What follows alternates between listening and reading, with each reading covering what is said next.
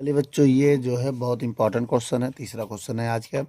कह रहा द्विघात बहुपद दिया है जिसमें एफ ऑफ एक्स का मान दिया है 3x² - x - 4 के शून्य ज्ञात कीजिए। ठीक है बेटा।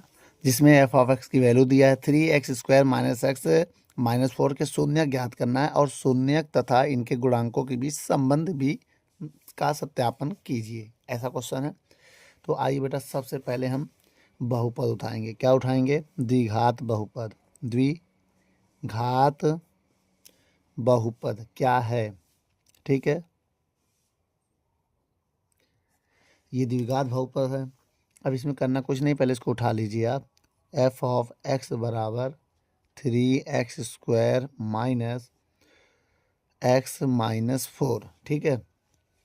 अब यहाँ पर देखें अगर हम, तो इसको हम कैसे हल कर सकते हैं? गुणा करने पे कितना है, इसका यहाँ गुणा होगा। पहले बहुत ध्यान से देखिएगा, इस नंबर का इसमें गुणा करेंगे। क्या करेंगे? गुणा करो। 4 पंचे 20। अब ये समझिए 20 आया है। अब गुणा करने में 20 आए, ऐसा कोई नंबर बताइए जिनका गुणा करें 20 आए और घटाएं तो 1 आए। ठीक है, तो वो नंबर क्या हो सकता है? 4 - 3। क्या हो सकता है? 4 3 12, लेकिन हाँ गुणा 4 3 चौक 12 होता है बेटा ना। क्या? 3 चौक 12। ऐसा कोई नंबर बताइए। देखिए बेटा, ये द्विघात बहुपद हो गया, ये एफ ऑफ एक्स हो गया। अब इसका इसमें गुणा कीजिए। गुणा करने में कितना आए? 12 आए और घटाने पे 1 आए। तो इसको हम ऐसे लिख सकते हैं 3x² - 4 तिहाई 12। ठीक है, और ये x है -4। अब ध्यान से देखेंगे, हम इसमें x का गुणा करेंगे, बाकी पूरा वही होगा, केवल जो चेंज है हम उसको बदलेंगे। देखो ये ऐसे है, ठीक है, और इसमें हम बदलने किसको जा रहे हैं? अगर x का गुणा करेंगे तो -4x और माइनस माइनस प्लस 3x हो गया। ये थोड़ा चेंजिंग हो गया, बाकी पूरा ये वही रहेगा। ठीक। अगर हम इसमें क्या करें, क्या कॉमन है दोनों में? अगर हम देखें जो कॉमन, वो कॉमन करेंगे। इन दोनों में कॉमन है केवल x। केवल x कॉमन है। क्या कॉमन है? केवल x कॉमन है। अगर x कॉमन कर लिया तो क्या बचेगा? 3x² कॉमन हो गया, x कॉमन हो गया तो -4 बचेगा। 3x - 4। इन दोनों में कुछ नहीं कॉमन है। जब कुछ नहीं कॉमन होता तो एक कॉमन होता है बेटा। क्या कॉमन होता है? एक। अगर एक कॉमन कर लें तो क्या बचेगा? तो 3x - 4 बचेगा। ठीक। अब इस पूरे सवाल में क्या कॉमन है, आप बता सकते हैं? इस पूरे सवाल में कॉमन है ये जो है पूरे सवाल में कॉमन है 3x - 4 पूरे सवाल में कॉमन हो गया। बचा क्या? जो बचा उसी को लिखना है। बचा है x+1। ठीक है, जो बचा है उसी को लिखना है, याद रखना मेरी बात। ठीक है। अब क्या होगा? अब एक बार इसको जीरो मानेंगे।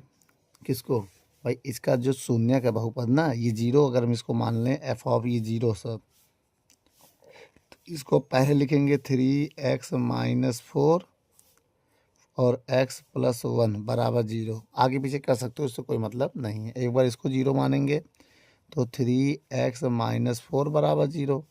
अब एक बार x+1 को जीरो मानेंगे। ठीक। अब ये 4 उधर जाके प्लस हो जाएगा, इधर माइनस में है तो उधर जाके प्लस हो गया। अब x का मान यहाँ से निकालेंगे तो 4/3 आएगा। कितना आएगा? 4/3। यहाँ से x की वैल्यू निकालेंगे तो -1 आ जाएगा। ठीक है, ये हो गया। अब सत्यापन करना है हमको। क्या करना है? सत्यापन। अब सत्यापन कैसे होगा, उसके लिए थोड़ा आपको देखने की ज़रूरत है। आइए देखते हैं कैसे देखेंगे बेटा।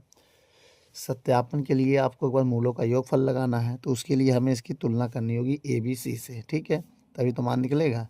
अगर हम कहें 3x² - x - 4, ठीक है, किससे? ax² + bx + c बराबर 0 से तुलना करें। से तुलना करें तो a बराबर 3 हो जाएगा। बोलो, a बराबर कितना हो गया? 3। और v बराबर हो जाएगा -1। ठीक है, और c बराबर हो जाएगा -4। ठीक है। अब देखिए ए बी सी किसका मान मिल गया? ए का मान भी मिल गया, देखो हमारे पास। ठीक है, बी का मान भी मिल गया और हमारे पास सी का मान भी मिल गया। अब हम इनको क्या करेंगे, बहुत ध्यान से देखिएगा। मूलों का योगफल लगाएंगे। मूलों का योग जैसे मूलों को योग को हम अल्फ़ा प्लस बीटा से लिखते हैं। फार्मूला होता है माइनस बी बटे ए।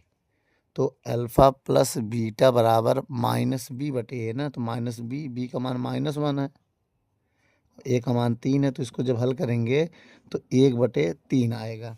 कितना आ जाएगा? 1/3 आ जाएगा। अब दूसरा है मूलों का गुणनफल। मूलों का गुणनफल ये जो होता है अल्फ़ा इंटू बीटा होता है, ये होता है C/A। ठीक है, यहाँ पर हमें दोनों को बराबर दिखाना होता है। ठीक है, लेफ्ट हैंड और राइट हैंड। ठीक है, गुणनफल पहले निकाल लो। C/A, C कहाँ है यहाँ पर? -4। अब ये कहाँ है? 3।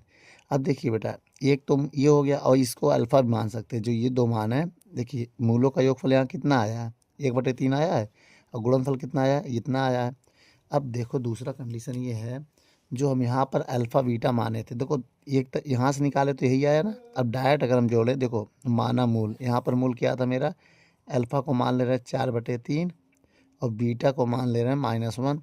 अब यहाँ से अगर मूलों का योगफल निकालें डायरेक्ट, तो 4/3 -1 ना। अब इनको जोड़ो ज़रा, तो जोड़ेंगे 3 एक कम 3, एक एलसीएम लेंगे, 4 -3 हो जाएगा भाई। नीचे एक मानेंगे, इसका इधर गुणा करेंगे, इसका इधर, तो 1 चौको 4, 3 एक कम 3। अब जैसे घटाएंगे 1/3 आया। बताओ यहाँ पर मूलों का योगफल कितना आया था? 1/3।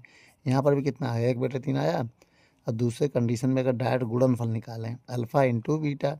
अब अल्फ़ा मेरे पास ये है 4/3 और बीटा -1 है, तो अगर हम इसका गुणा करें तो अल्फ़ा गुणे बीटा की वैल्यू आ जाएगा -4/3।